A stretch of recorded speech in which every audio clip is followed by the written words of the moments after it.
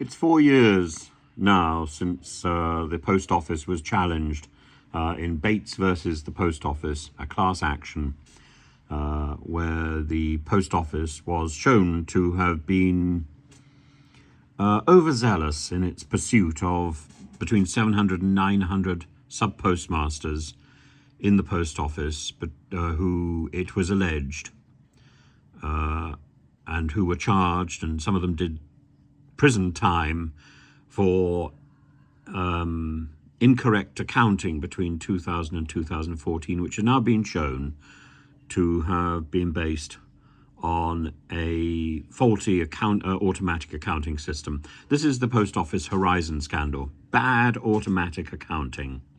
A bad system that was assumed to be infallible. And this led to a massive miscarriage of justice. So as I say, 4 years ago, I think it was essentially established that this is wrong. Wendy Cousins was among the more high-profile individuals.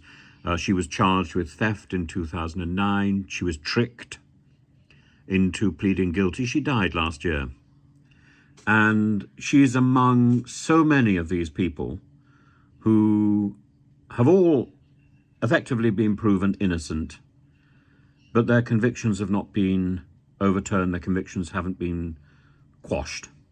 93 out of the 700 to 900 have been overturned so far. 93. That's nothing. And yet, the basis on which these convictions rest has been proven to be false. And like so many of the justice escapades, these escapades of injustice managed by this government, where compensation is due, where the justice which is delivered is limatious and thuggishly slow. It's like watching snails crawling across a piece of lettuce. People are traumatized. People have been ostracized from their communities because of bureaucratic stupidity and the leaden hand of the law, which has already been proven to be wrong. And people like Julian Wilson, hounded by amateur sleuths like there's a person called Gary Thomas. Gary Thomas wrote an email not so long ago. He was someone who was, it seems, promoted well beyond his capabilities, and he was responsible for many of the for much of the evidence, so-called evidence, that lay behind the convictions. He was responsible for much of what has been described as cruel investigations. Gary Thomas says that he was as much duped by the Horizon system as the many sub-postmasters himself, and he's playing the victim as well. He's saying, well, he should also be compensated. Or maybe he should. But it starts with the people who've been wrongly accused, wrongly convicted. And what about them? What about these people who have served 20-odd years in prison for doing nothing? And when that is overturned, why is it so slow to pay compensation, to admit failure, to meet these people?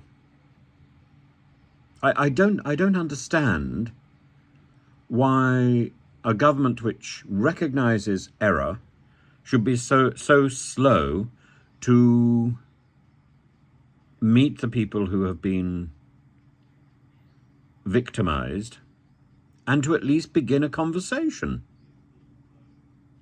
This terror of responsibility.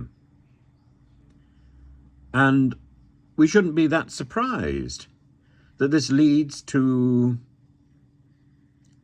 an understandable distrust of authority And once again, it's exactly like Windrush. The onus falls on the victims of the injustice to appeal for the compensation.